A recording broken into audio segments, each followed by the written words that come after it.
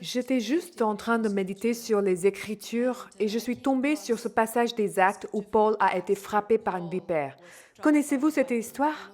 Il essayait d'aider les locaux et lorsqu'il mettait du bois, une vipère s'est réveillée et elle est venue et lui a frappé la main. Les locaux étaient tellement convaincus qu'il allait tomber raide mort. Ils attendaient à ce qu'il soit mort sur le sol. Mais devinez quoi? Il n'est pas mort. Cela ne l'a pas affecté. Et les vipères sont vénéneuses. Et les locaux le savent. Ils savent que lorsque vous êtes atteint par une vipère, c'est fini. Il n'y a pas de retour en arrière possible. Vous êtes mort. Ce que les autres vivent, vous ne le vivrez pas. Ceux qui pensent que c'est fini, c'est terminé. Ou même quand l'ennemi pense que c'est fini, quand il vous attaque l'un après l'autre, problème après problème. Mais quand il vous voit, il dit, « Ah, cette femme, cet homme n'est pas en train de mourir. »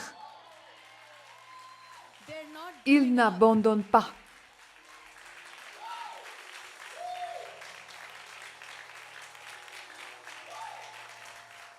Pourquoi?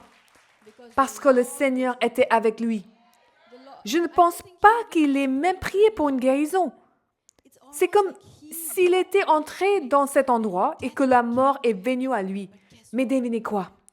La mort ne pouvait pas le toucher parce qu'il était rempli de Dieu. Et la chose suivante qu'il sait, il va voir un homme malade, il va prier et ils sont guéris. Alors, pouvez-vous imaginer que nous puissions arriver à ce stade où nous entrons dans une situation, même si la mort et les problèmes viennent nous chercher, devinez quoi? Nous nous en débarrassons. Et je crois que Dieu nous donne la grâce de faire cela. Peu importe ce qui nous arrive, les démons, les principautés, oh mon Dieu, j'ai eu la plus grande rencontre, oh mon Dieu, c'était le plus grand problème. Mais devinez quoi, rien ne vous fera bouger, ne vous arrêtera et ne vous détruira.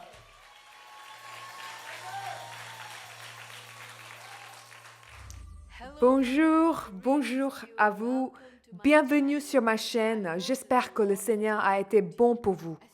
Comme vous venez d'entendre ce message, je parlais du fait que la mort ne pouvait pas toucher Paul parce que Paul était rempli de Dieu. Donc ici, Paul ne s'attendait pas à cette attaque. Parfois, l'ennemi arrive à l'improviste quand on ne s'y attend pas. Il faisait simplement son devoir. Il essayait juste d'aider les locaux. Il rassemblait un paquet de bâtons pour les mettre sur le feu. Et c'est alors que la vipère est sortie. Parfois, c'est quand on ne s'y attend pas que les attaques surviennent. Car c'est la vie. Nous ne pouvons jamais échapper aux attaques et dans le cas de Paul, alors qu'il ramassait juste des bâtons, la vipère est venue s'accrocher à sa main. C'est donc lorsque nous ne nous y attendons pas que l'ennemi nous attaque parfois. Mais devinez quoi? Nous pouvons arriver à cet endroit où nous sommes tellement remplis de Dieu, où nous portons Dieu, que la vipère ou quoi que ce soit que l'ennemi lance contre nous, nous ne sommes pas touchés. Combien d'entre vous peuvent penser un instant que ce qui les a attaqués il y a un an, quelques années ou mois, n'a plus aucun pouvoir sur eux? Pourquoi? Parce que vous avez exercé votre domination dans ce domaine. Parce que tout comme cette vipère, cela n'a plus aucun pouvoir sur vous. Ce que l'ennemi a essayé de faire à votre père et à votre mère, cela n'a plus aucun droit sur vous. Pourquoi? Parce que vous avez conquis ce domaine. Vous avez grandi en stature, que cela n'a plus de pouvoir sur vous. Pouvons-nous en arriver là, enfants de Dieu? Même en cas d'attaque inattendue, nous ne serons pas ébranlés, nous ne serons pas bousculés. Dans le cas de Paul, la Bible dit qu'il n'a subi aucun dommage. Que cela soit dit de vous. Quelle que soit la maladie tentée par l'ennemi, qu'il soit dit qu'il n'a souffert d'aucun mal. Même si vous êtes le plus touché, vous ne souffrirez d'aucun mal.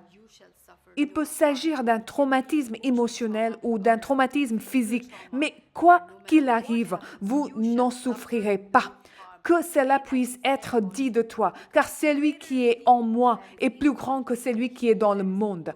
Et quand les gens verront que vous n'avez pas été bouleversé ou que vous n'avez pas été blessé par quelques circonstances, que ce soit, laissez les gens témoigner que votre Dieu est vivant. Que Dieu se serve de vos circonstances pour amener de nombreux non-juifs dans ce monde.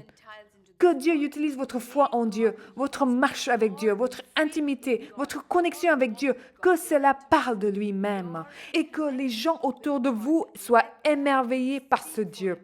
Mais pour que nous puissions marcher dans ce domaine, nous devons être des personnes qui sont connectées à Dieu.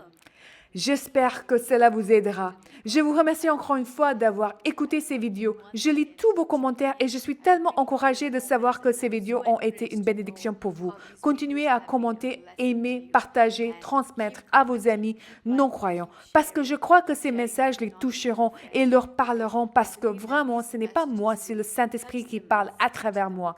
Alors, continuez à partager, à diffuser cette vidéo pour que d'autres personnes puissent être bénies et que d'autres personnes puissent entendre parler de ce Jésus et que d'autres personnes connaissent ce Jésus. Parce que je crois que nous sommes à une époque où la parole doit être diffusée autant que possible.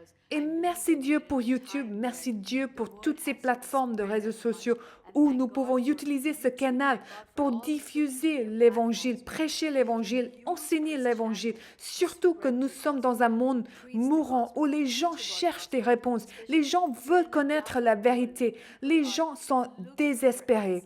Je prie donc pour que Dieu utilise ces canaux et cela peut se produire lorsque vous partagez avec vos amis.